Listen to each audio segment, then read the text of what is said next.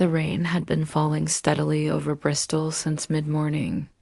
It wasn't a violent storm.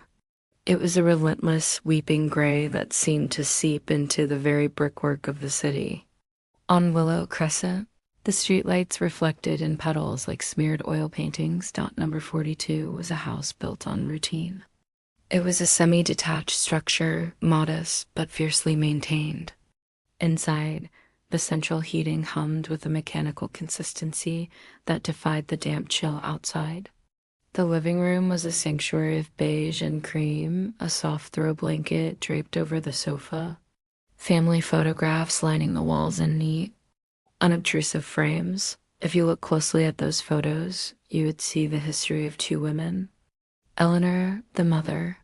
Emily, the daughter. Eleanor was 45 today. Not that the world had stopped to notice. She had spent the last 12 hours at the Royal Infirmary, her feet aching in orthopedic shoes, her mind cluttered with the vitals of strangers. She was a nurse. Her life was a series of crises managed for other people. She walked up the garden path now, clutching a small white cardboard box from the bakery. In her pocket, a single white chrysanthemum she had bought for herself was beginning to wilt. She unlocked the door. The warmth of the house hit her, smelling of lavender and old books. She exhaled a long, shuddering breath that released the hospital shift and welcomed the evening. She shed her wet coat, hanging it carefully. She changed out of her scrubs and into her favorite outfit, dark jeans that were soft at the knees from years of wear, and a cream knit top that clung gently to her frame. It was an outfit that said, "I am tired, but I am still trying." She picked up the cake box, a Victoria sponge, small, just enough for two. She walked into the living room, hope fluttering in her chest like a trapped bird. Emily was already there. Emily Roberts, 20 years old, a university student studying sociology, though you wouldn't know it from her current posture. She was sprawled across the sofa, a study in modern apathy. She was tall, sharp-featured like her father, with long chestnut hair tied carelessly into a messy bun. She was dressed in the uniform of her generation's leisure, tight black leggings and an oversized gray hoodie bearing the crest of her university. One mismatched sock dangled off her foot. She held her phone like it was a life support system. Her thumbs flew across the screen, her eyes darting left and right, absorbing content that would be forgotten in 10 seconds. A half-finished mug of tea sat cooling on the coffee table, a ring of condensation forming on the wood. She didn't look up when Eleanor entered. She didn't sense the shift in the air. She was physically present, but mentally she was miles away, lost in a digital echo chamber. "Hey, Lev," Eleanor said softly. She set the cake on the dining table, trying to keep the desperation out of her voice. "Made it home in time." Emily murmured. It wasn't a word. It was a vibration. "Yeah," Eleanor hesitated. She looked at the back of her daughter's head. She wanted to scream. Instead, she went to the kitchenette. Eleanor filled the kettle. The sound of water rushing into the metal vessel was loud in the quiet house. She lit the stove. She arranged 2 cups, saucers, teaspoons. She opened the box and plated the cake. She took a single candle from the drawer, a small, pink, twisted thing left over from a pack bought years ago, and stuck it into the sponge. She lit it. The flame flickered, casting a small, warm glow against the gray light of the window. She didn't expect a party. She didn't expect balloons. She knew Emily was stressed with exams. She knew 20-year-olds were naturally self-absorbed. It was a developmental necessity, but she had hoped just this once for 5 minutes. 5 minutes where she wasn't mom, the provider. 5 minutes where she was Eleanor, the person. She picked up the tray. "Emily," she said gently. Stepping back into the living area. The girl on the sofa didn't move. "Emily." A little louder. "Could you put the phone down for a bit? Just for a few minutes. It's my birthday." Asterisk Emily's eyes snapped up. There was no warmth in them. There was no realization. There was only the irritation of an addict being interrupted. Mom, I'm in the middle of something. Can't it wait? The rejection was physical. It hit Eleanor in the chest. It's tea and cake, Eleanor replied, her voice calm but strained, the wire of her patience pulling tight. That's all. 5 minutes. That was when it happened. The dam broke. Maybe it was the stress of a looming deadline. Maybe it was the frustration of a failed module. Maybe it was simply the suffocating feeling of being 20 years old and living at home while everyone on Instagram seemed to be in Bali or London. Emily snapped off. She sat up abruptly, tossing her phone onto the cushion with a violent thud. Why do you even pretend? She spat out. Her voice was sharp as broken glass. It cut through the hum of the central heating. No one cares about your birthday, Mom. Not even you. You're just sad. You're sad and alone, and I'm stuck here cleaning up your emotional mess because you have no one else. The words hung in the air, dot smoke after a gunshot. Sad and alone. Eleanor didn't move. Her hands, still holding the teapot, trembled slightly. The ceramic rattled against the saucer. Clink, clink. She didn't cry. Not yet. Eleanor was a nurse. She dealt with trauma for a living. But her eyes, usually warm, usually steady, clouded with a quiet, total devastation. The room, once cozy, now felt like a cage. Emily instantly regretted it. The adrenaline faded, leaving a cold pit in her stomach. She looked away, her jaw tight, refusing to meet her mother's gaze. Pride is a heavy anchor for a 20-year-old asterisk. For a long moment, silence reigned.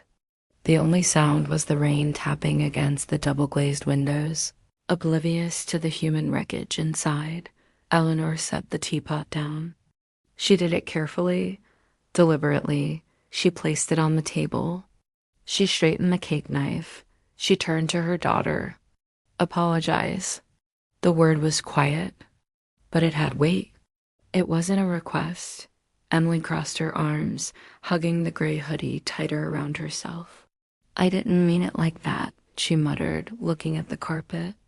That is not an apology, Eleanor said. Her voice was firmer now. The mother was receding. The matriarch was emerging. And you know it. I'm stressed, okay? Emily threw her hands up, defensive. You don't get it? Everyone else is out living, and I'm here stuck playing house with a mom who won't even admit how lonely she is. Double down? The fatal mistake. The words were salt in a fresh wound. Eleanor took a slow breath. She stepped closer. Emily, she said, I have never hidden my life from you. I work hard. I raise you alone. I ask for very little in return. I pay for your university. I cook your meals. I wash the clothes you are wearing right now. And today, on the one day I asked for kindness, you chose cruelty. Emily shifted uncomfortably. She felt small.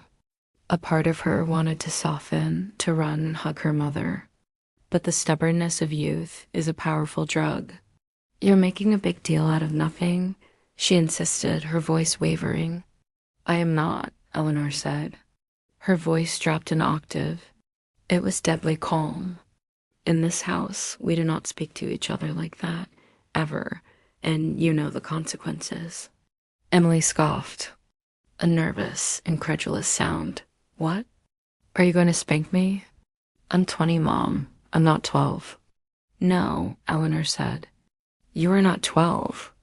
If you were 12, I would send you to your room and take your phone. But you are 20. You are an adult. And adults face real accountability. Eleanor turned. She walked toward the hallway. Where are you going?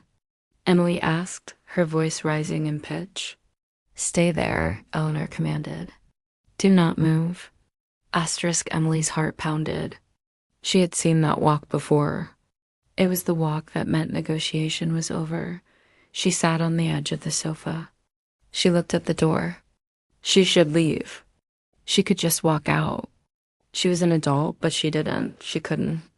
This was her mother. This was the woman who had sacrificed everything for her. And deep down, beneath the layers of bratty defiance, Emily knew she had crossed a line that needed to be UNCROSSED. Eleanor returned dot in her hand.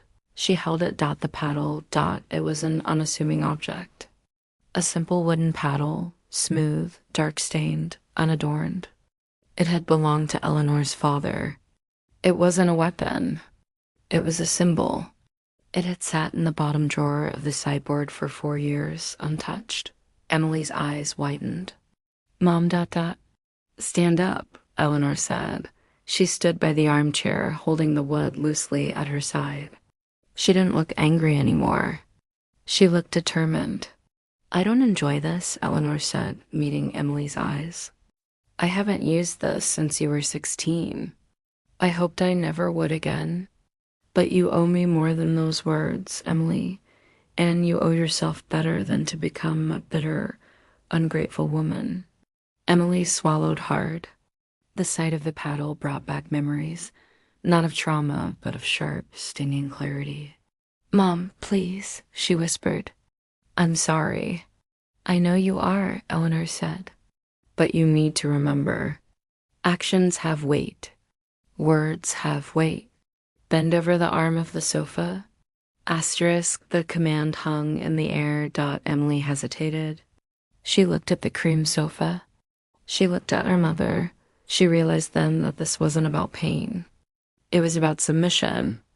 It was about acknowledging that she was not the center of the universe. It was about yielding to the authority she had insulted. Slowly, heavily, Emily moved. Asterisk, she walked to the sofa. She placed her hands on the cushion.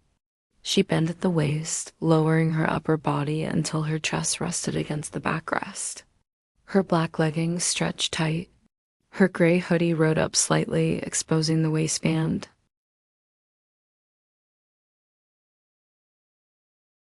She closed her eyes.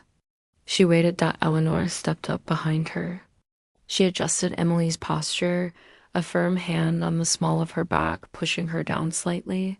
Stay down, Eleanor instructed. Yes, Mom, Emily whispered. Eleanor raised the paddle. She didn't rush. She took a breath. THWACK. The sound was loud in the quiet room. Emily gasped, her hips jerking forward instinctively. A sharp, stinging heat bloomed across her seat. 1, Eleanor said calmly. That is for speaking with cruelty. She waited. She let the sting settle. She let the silence return. THWACK. A second stroke. Harder. Ah. Emily cried out, gripping the sofa fabric. 2, Eleanor counted. For forgetting gratitude. Tears welled in Emily's eyes. The physical sensation was intense, a burning fire that spread through her nerves, but the emotional release was stronger. The guilt she had been suppressing was being forced to the surface. THWACK. 3, for mocking my loneliness. That one hurt the most. Not physically, but emotionally. Emily sobbed, a guttural sound of shame. I'm sorry, she choked out. Quiet, Eleanor commanded. Take it, Black. 4, for throwing my love back in my face. Emily was crying openly now. Her shoulders shook. The barrier of her arrogance had been shattered. She wasn't the cool, detached university student anymore. She was just a daughter who had hurt her mother. Thwack. 5, for refusing to apologize immediately. Eleanor paused. She looked at her daughter. She saw the remorse. She saw the breakdown. She raised the paddle for the final time. THWACK. It was the strongest one. A solid final punctuation marked. 6, Eleanor said softly. For thinking respect is optional.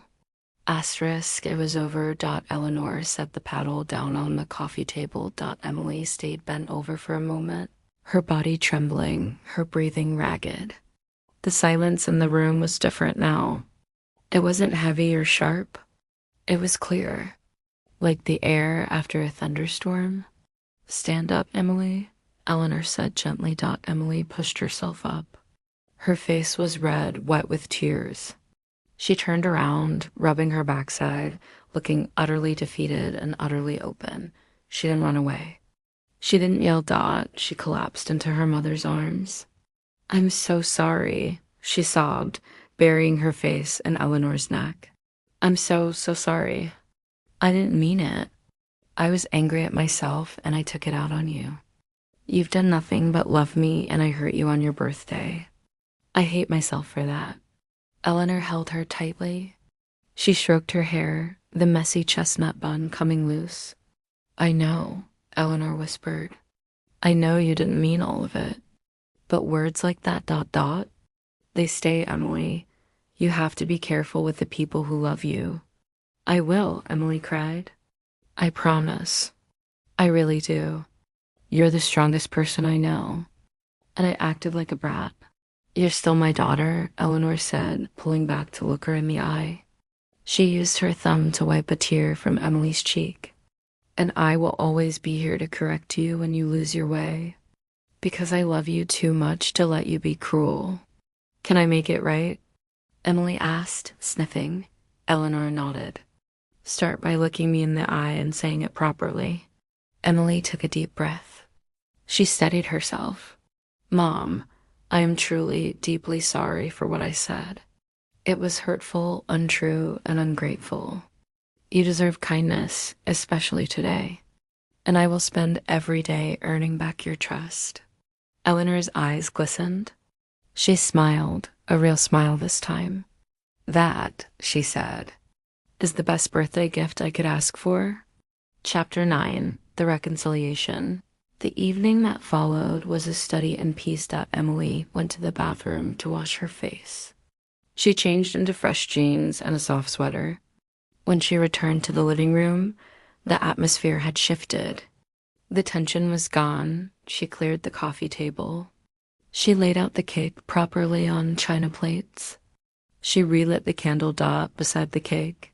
She placed a hastily written note on a piece of notebook paper to the woman who raised me with love, patience, and quiet strength. You deserve the world. I'm sorry I forgot that today. Happy birthday, Dot. They sat together at the small dining table. The rain outside was now just a gentle whisper, a comforting backdrop. They ate the Victoria sponge. It was sweet and light. They sipped fresh tea. This is good cake, Emily said, her voice soft. Bakery on the corner, Eleanor replied. They know how to make a sponge. They moved to the sofa, Emily sitting gingerly at first, a shy smile on her face. They turned on the TV, an old episode of Downton Abbey. It was their shared comfort show, a relic from years past. They watched in silence, but it was a companionable silence. The kind where you don't need to speak to feel connected. Before bed, Emily washed the dishes without being asked. She scrubbed the teapot until it shone. As she dried the last cup, she turned to find Eleanor watching her from the doorway. Emily walked over and hugged her mother tightly, holding on for a long time. Happy birthday, Mom, she whispered. Thank you for everything, including ... You know, the reminder. Eleanor kissed her forehead. You're my girl, always. Sleep well. Conclusion, upstairs, Emily lay in bed. The rain had stopped. A sliver of moonlight broke through the clouds, casting a silver path across the floor of her room. Her backside still stung, a warm, throbbing reminder of the evening's events. But strangely, she didn't feel angry. She felt lighter. The guilt was gone, paid for in full. She thought about the paddle. She thought about her mother's tired eyes. And she made a promise to the moonlight. Never again. She would never again mistake love for weakness. She would never again mistake kindness for loneliness. She closed her eyes and drifted into a sleep that was deep and dreamless. Downstairs, Eleanor blew out the candle. She placed the paddle back in the drawer, burying it beneath the linens. She hoped she wouldn't need it again. But she was glad it was their dot because sometimes love isn't just about soft words and warm hugs. Sometimes love is having the courage to say, stop. Narrator, and so peace returns to Willow Crescent. But it begs the question, in an age where we often let words slide and disrespect fester, is there a place for such stark traditional accountability? Did Eleanor go too far, or did she do exactly what a mother, even a mother of an adult, should do to preserve the sanctity of her home? We leave that for you to decide. Share your thoughts in the comments below. How do you handle disrespect in your relationships? Until next time, remember, words have power, but actions have consequences.